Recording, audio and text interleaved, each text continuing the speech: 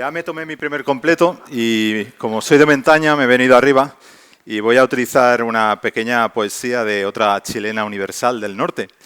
Y es Gabriela Mistral que dice: dame la mano y danzaremos, dame la mano y me amarás, como una sola flor seremos, como una sola flor y nada más.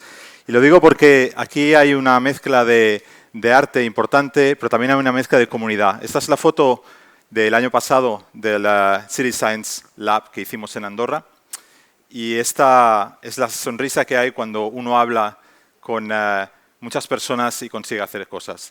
I'm going to switch to English right now because this is the picture after, the aftermath of the picture, after this, nice smile. So let me, be with me with this journey in the what we're doing in Andorra right now.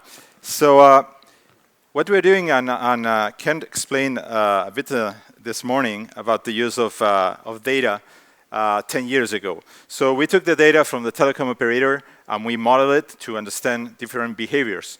And then we mix it with baseline research that we're doing in different sectors. And also what we do is transfer this to our kids. We transfer this to our society. So, but this has kind of a minor problem. That is a silhouette understanding of our society. And in that case, I'm going to play with my mic because it's, okay. Oh, thank you. There's a big applause for, the gentlemen, because without them, it's, there are things that are not possible. Thank you very much. Gracias.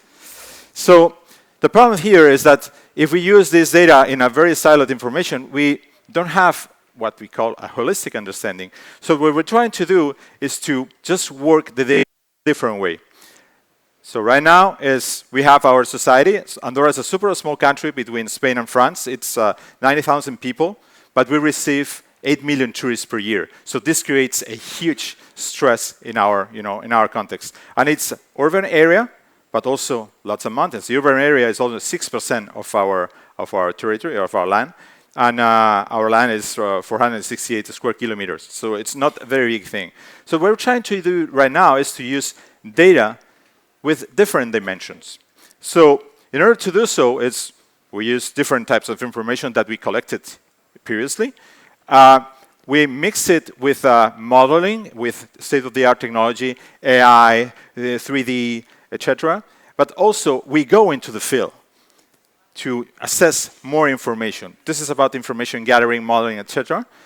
And then we're trying to mix it with society. We had this morning conversations about public administration, academia, talking about the private companies, but also society. We have to understand what they're feeling, where are the pain points.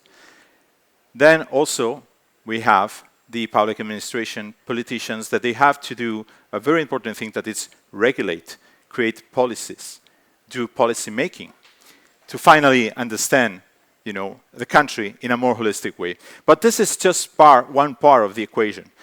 Taking data, modeling data. But then we have to explain this data. And we cannot use the traditional ways of explaining data, like an Excel file, a big, database. So why not to use different types of narratives or systems to show this data?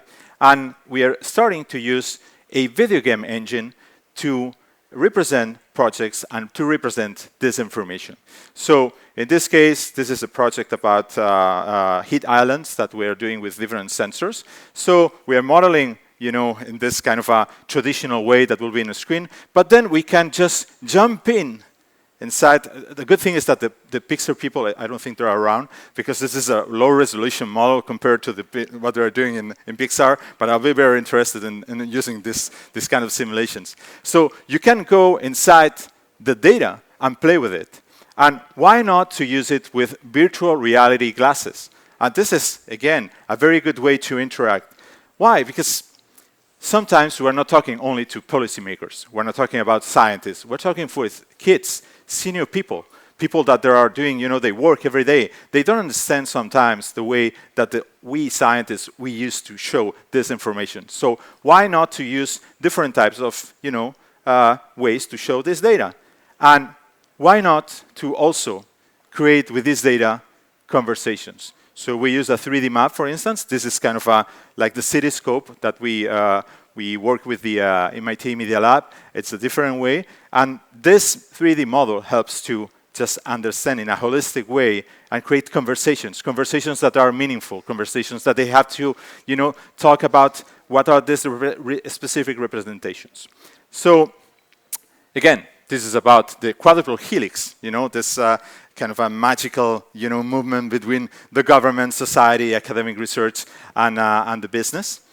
And finally, the idea is that if we live in a context that is not only urban, it's also natural. It's not only about interactions between persons, it's also interaction about our context. We have to think about understanding this in a holistic way.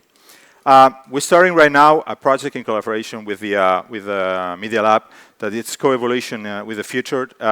We are mixing with an initiative from our head of the government that wants to define the Andorra of the 2050. And this is a kind of a bold project. And our idea is to use this data to better assess this type of policy making that they are trying to do. As you can see, it's a nice country.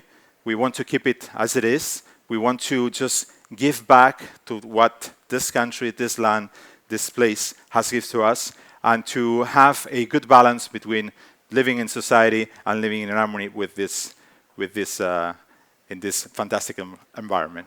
So, thank you very much. Muchas gracias por acogerme y espero disfrutar mucho de estar aquí en Concepción. Ya lo estoy haciendo. Es un gran placer. Muchísimas gracias. Gracias.